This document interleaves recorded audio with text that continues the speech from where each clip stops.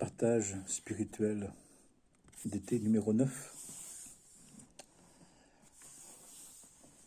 Dans le temps d'été, de chaleur, de forte chaleur,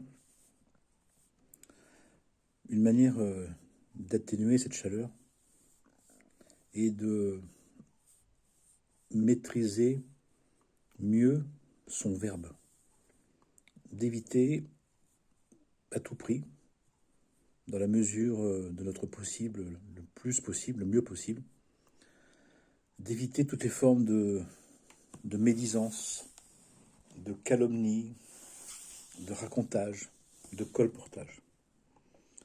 Le verbe est un feu. Le verbe est une épée de feu, à double tranchant.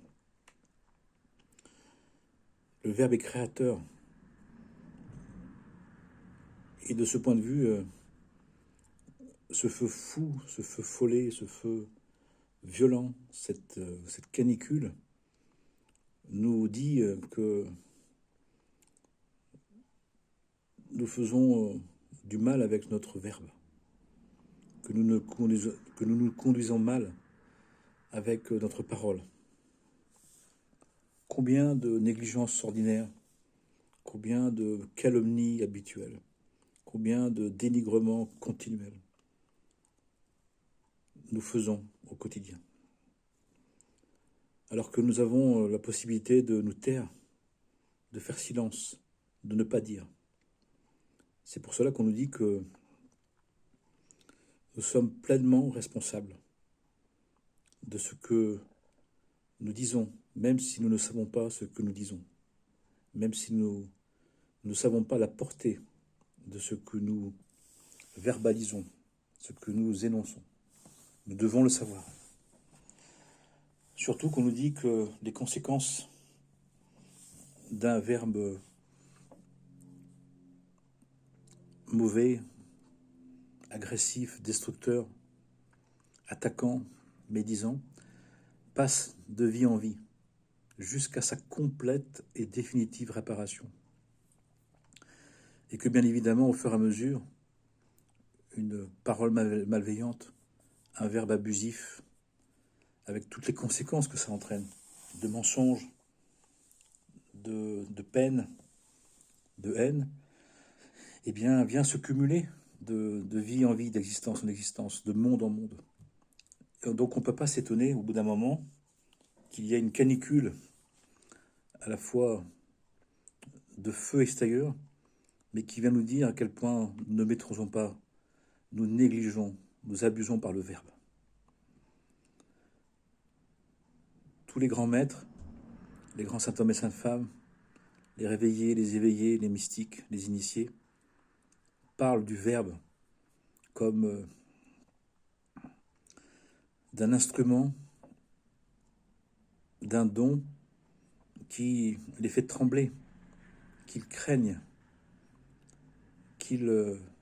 et donc qu'ils protègent, qu'ils défendent, qu'ils privilégient, qu'ils sécurisent de mille attentions, d'une précaution, d'une droiture, d'une exigence, parce qu'ils savent à quel point le verbe peut tuer, peut abîmer, peut détruire. Et si nous voulons commencer à ne plus cumuler les conséquences, si nous voulons commencer à arrêter la descente des décrets sur nous, et que les choses s'apaisent, que le vent tourne, il y a un travail spirituel très important, essentiel, vital, qui doit être continuel, à vie. C'est de bien s'occuper de son verbe, de bien tenir son verbe, de ne pas être dans la négligence, de ne pas être dans le laisser-aller, de choisir ses mots, de choisir ses paroles, de ne pas participer individuellement ou collectivement à du dénigrement, à du racontage, à du colportage. Il y a de très très nombreuses lois concernant la parole, concernant le verbe. En voici une liste de 21 règles pour prendre la mesure de l'importance du verbe, de l'exigence de la tenue du verbe. Nous n'avons pas le droit de dire du mal de quelqu'un, de mal parler de quelqu'un. Nous n'avons pas le droit de répéter un mal entendu ou vu. Nous n'avons pas à rester témoins d'un rapportage ou d'un colportage. Nous devons toujours juger favorablement l'autre, de toujours diminuer ce qui est dit, de le relativiser, surtout de ne pas le condamner, mais de mieux évaluer la situation. Nous devons tenir compte de ce qui est dit de mauvais pour protéger et aider la personne, pas pour l'accabler. Il nous est demandé de ne pas dire des sous-entendus. On doit tout faire pour éviter la dispute, au prix du silence, au prix de l'absence, au prix de la fuite, pour ne pas participer à du mal ou à du mauvais. On nous dit aussi que on ne doit pas parler mal d'un défunt. D'un défunt, c'est interdit. On ne doit pas mal parler de l'autre en parlant de ses défauts. On doit éviter de faire des reproches. Et on est dans des temps où même les remarques demandées par l'autre, même dans le cadre du sacré, même dans le cadre d'un accompagnement, est très difficile. Il y a une fermeture, il y a un égocentrisme, un hypernarcissisme, ou même quand les personnes s'aperçoivent qu'elles n'y arrivent pas comme elles le pensent, de là, même en demandant à accepter une réponse ou un enseignement, un enseignement spirituel, c'est très difficile. La personne, toute remarque est un reproche. Donc il y a tout un travail de préparation et d'avertissement. Il est interdit, strictement interdit, de se moquer de qui que ce soit, de quoi que ce soit. Même par une simple plaisanterie. Même au café, même entre amis, même pour rien, ce n'est jamais pour rien. Combien de personnes me disent avoir été meurtries, plus que par un coup, plus que par des violences physiques, mais par les paroles de moquerie, de rabaissement, d'humiliation. De la même manière, on ne peut dénigrer un propos. On ne peut dénigrer un propos. Nous n'avons pas non plus à commenter négativement ce qu'on a vu ou entendu. On a à retirer des événements une compréhension, un enseignement, le bien qui est dedans. Le bien est éternel. Le mal est passager. On regarde ce qui est juste, on regarde ce qui est bon, ce qui va nous servir. Le reste est inutile.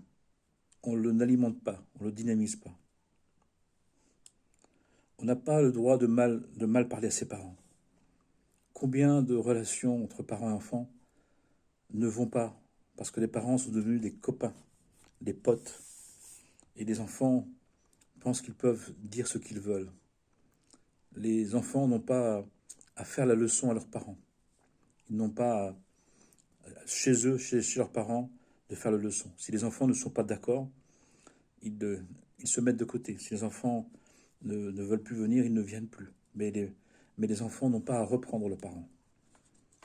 Ils n'ont pas à les humilier, ils n'ont pas à les blesser. Ils n'ont pas à penser qu'ils ont l'autorisation de faire comme ils veulent. De la même manière, on nous dit que on ne doit pas rapporter une querelle. On doit la garder, cette querelle. On ne doit surtout pas la nourrir, ou la porter, la transporter, la passer. On doit l'arrêter. On dit aussi qu'on ne doit jamais humilier un pauvre. Quelqu'un qui est en peine, quelqu'un qui manque, quelqu'un qui a une difficulté, un manquement physique, un manquement psychique, un manquement matériel, un manquement affectif, un manquement dans sa vie, est considéré comme un pauvre. Et on ne doit pas humilier un pauvre, on ne doit pas lui faire la remarque, on ne doit pas lui faire croire, on ne doit pas lui faire croire que parce qu'il lui manque quelque chose, il aurait quelque chose de moins en tant que fils ou fille de Dieu. On doit lui dire, mais tu es toujours un enfant de Dieu, qui doit devenir un fils et fille de Dieu. Ce n'est pas tes possessions qui te définissent. C'est ce que tu es, et c'est surtout ce que tu fais avec ce que tu es. Nous ne devons pas reprendre notre conjoint devant un autre. Combien de couples se meurtrissent, s'abîment, quand un des deux reprend l'autre devant les autres. Devant les autres, un couple doit se soutenir, ou doit ne rien dire. Mais on n'a pas à reprendre son conjoint devant un autre.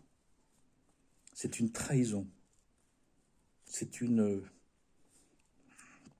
attaque. Ça donne des blessures qui suppurent, qui ne guérissent pas. Ça fait le ferment de toutes les amertumes, de toutes les rancunes, de toutes les peines, de toutes les haines. Les personnes en disent, surtout avec les années,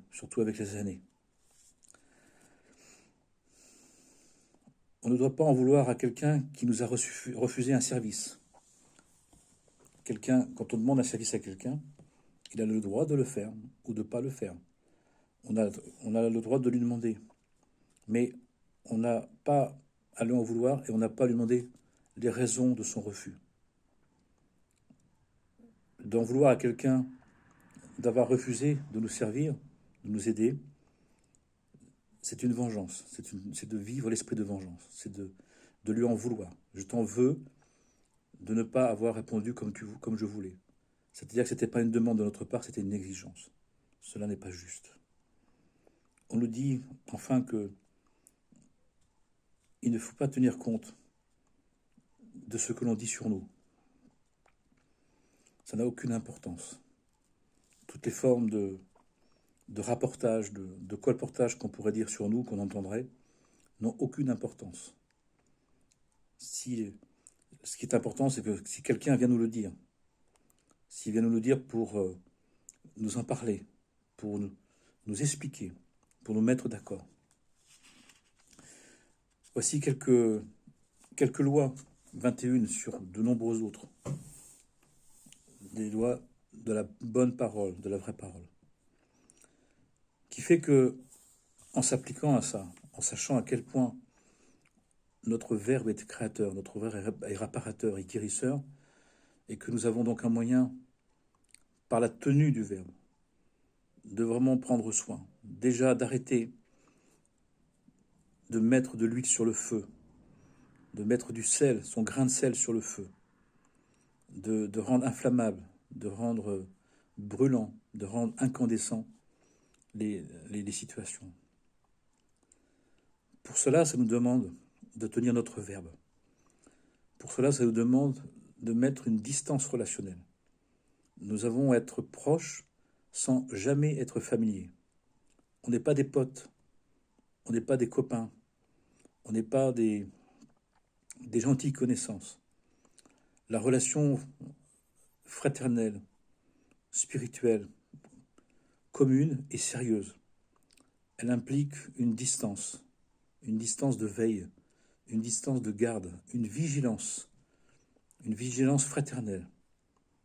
Non pas pour une correction fraternelle comme on disait à l'ancienne, mais pour un discernement fraternel. Il y a dans toutes les relations, même les plus personnelles, il y a à être sans confusion et sans séparation. Il y a une bonne distance. On peut s'associer, on peut s'inspirer, et on doit s'inspirer. On peut se soutenir, on doit se soutenir, mais jamais se confondre, jamais se comparer. On peut s'inspirer sans se comparer. On doit être proche sans jamais être familier. À se soutenir sans s'accabler. À compter les uns sur les autres en faisant chacun sa part. Pour faire en sorte que les relations se défassent de toutes les pactisations. Ces pactes ordinaires, ces pactes habituels qui viennent polluer la relation, qui viennent envenimer les choses, qui viennent rajouter. Et pour compléter, on nous dit que pour ne pas s'occuper, pour ne pas être pris dans ces fonctionnements-là de mauvaise langue, de fausse langue, de feu indigent, de feu brûlant, de feu destructeur, il nous faut être accaparé par notre travail spirituel. Si je suis impliqué au degré du besoin de mon âme divine, par la vie spirituelle, je n'ai pas le temps, je n'ai plus le temps, je n'ai pas l'envie, je n'ai plus l'envie de parler pour ne rien dire, de palabrer pour se faire du vent, de discuter pour ne rien en ressortir. Nous ne voulons plus de verbiage, de bavardage, de colportage, de racontage. Ça ne doit plus nous intéresser. C'est du temps de perdu, c'est du temps de négligé, c'est du temps de pactisation, c'est du temps de destruction, de désolation et d'abomination. On ne se rend pas compte à quel point le verbe, il est puissant, à quel point le verbe doit être utilisé pour deux choses, ou pour trois choses, pardon. Parler avec Dieu, prier Dieu et témoigner à son prochain. Parler et témoigner à son prochain des valeurs divines. De le soutenir, de le bénir. Mais d'aucune manière, nous n'avons à utiliser le verbe pour tout le contraire. Ce qui fait que nous avons la possibilité tous, là où nous sommes, tels que nous sommes, dans les conditions où nous sommes, de participer à un très grand bien, de participer à ne pas alimenter, de ne pas passer, de ne pas transporter tout ce qui est mal dit, est faux dit, est faux dire, est mauvais dire. Tout simplement parce qu'on décide et on redécide qu'on ne sera pas l'agent du mal, l'agent de la mauvaise langue. Il n'y a pas de discussion anodine. Il n'y a pas de discussion pour rien. Il n'y a pas de paroles en l'air. Il n'y a pas de paroles qui n'ont pas un impact. Ça n'existe pas. Tous les maîtres le disent. Le verbe guérisseur, le verbe créateur, le verbe nourrissant, le verbe bénissant, le verbe compatissant. Il suffit de lire les psaumes de Télim, de David, merveilleux. Il suffit de lire les prières des grands êtres, les écrits des grands êtres. Nous devons en permanence nous donner l'obligation de tenir notre verbe, que notre verbe ne porte pas dans son souffle de la haine gratuite, de la peur, de la violence, du jugement, de la condamnation, mais de la douceur, de la paix, de la patience, de la compréhension, de la bénédiction, de la compassion, de l'amour, du respect, de la justice, du bien, de la vérité, du rappel, du témoignage. Combien de temps nous avons toutes les journées pour parler en bien, pour parler du beau, du bien, du bon, du juste, du vrai. À nous de regarder où nous en sommes. sachant que plus nous allons nous tenir notre verbe, le maîtriser, le retenir, plus une chose va se passer, et nous devons le savoir. Ce qui va se passer, c'est que le conflit que nous voulions résoudre en parlant à tort et à travers va venir maintenant dans notre conscience, dans notre pensée. Plus nous retournons notre verbe, plus ça va mettre à jour notre manière de penser, notre manière de cogiter au lieu de penser, notre manière d'être agité mentalement au lieu d'être dans l'intelligence du verbe, l'intelligence de la pensée. C'est une des grandes raisons pour lesquelles on participe au verbiage, parce qu'on veut se soulager, parce qu'il y a déjà du trop-plein. Mais une fois qu'on a arrêté de balancer le trop-plein sur les autres, il va nous rester le grand combat spirituel, le grand djihad intérieur, le vrai, le seul, authentique, comme disent les maîtres soufis, la paix sur eux.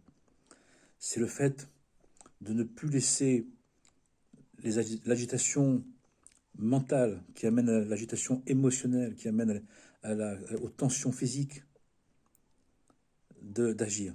Comment? En nous nourrissant mentalement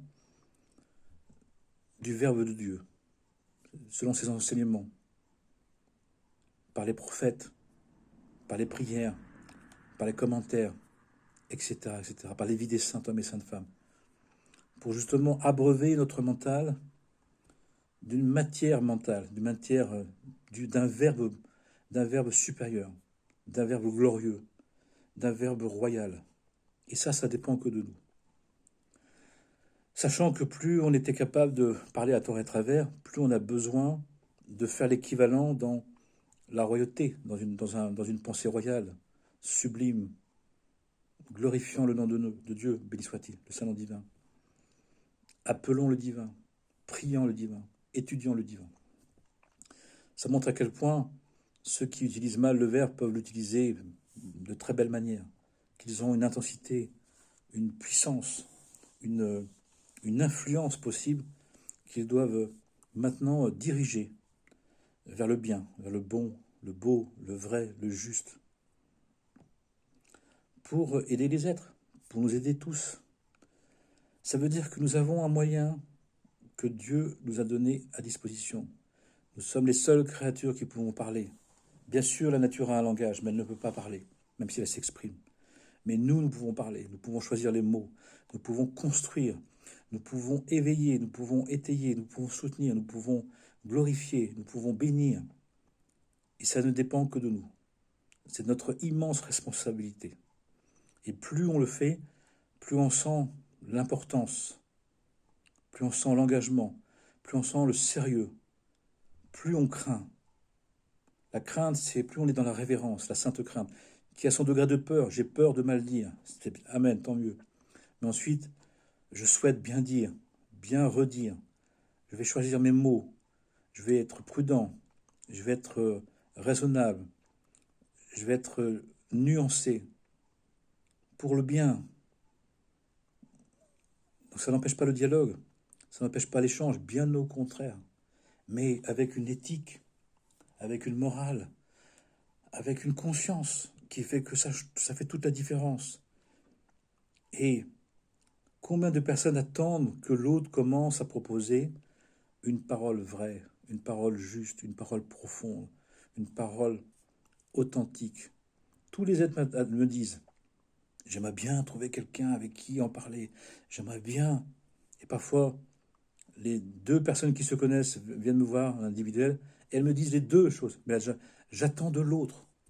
Mais vous savez que peut-être que l'autre aussi attend de vous. Ah bon? Mais essayez, voyez.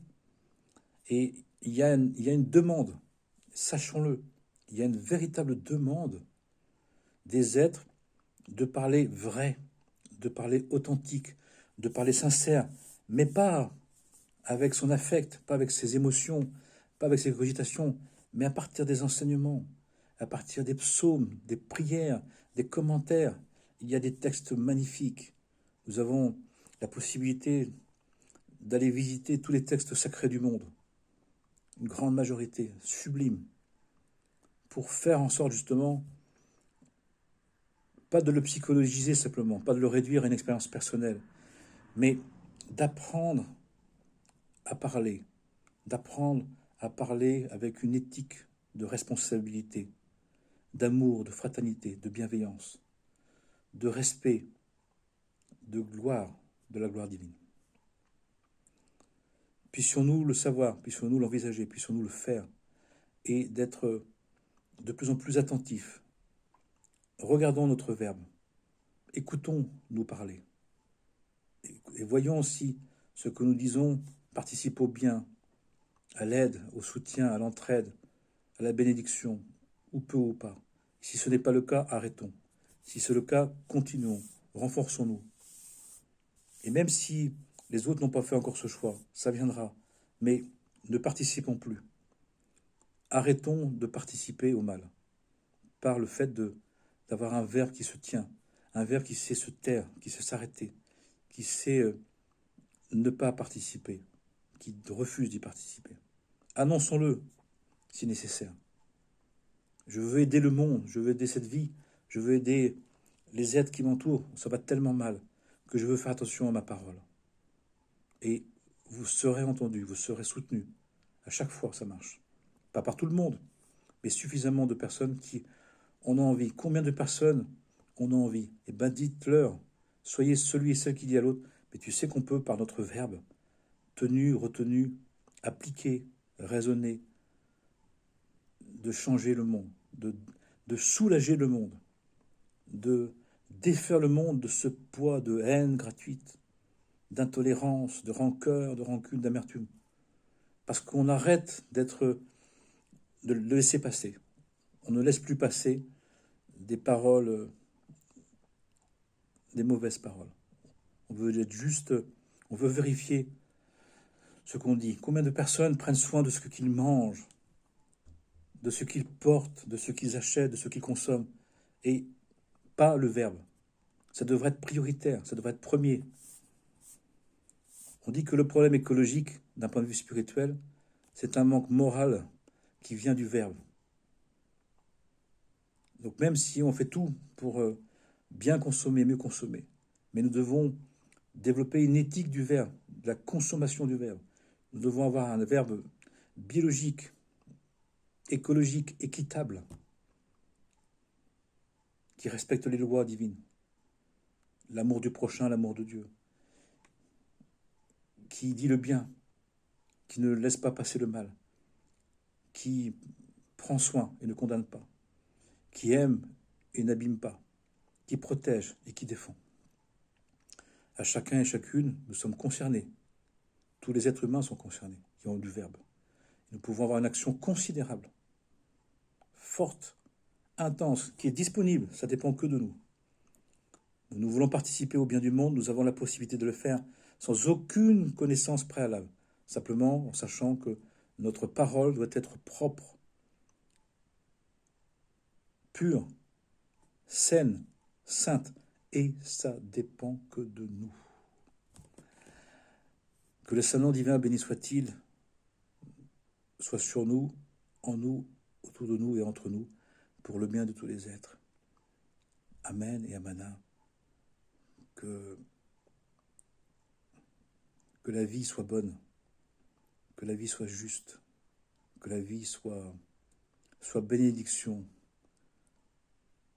soit protection, soit rassurance, soit force, paix et joie pour le bien de tous les êtres, à chacun et chacune, sans exception. Le meilleur du meilleur, selon Dieu, par Dieu, avec Dieu et pour Dieu. Amen et Amana.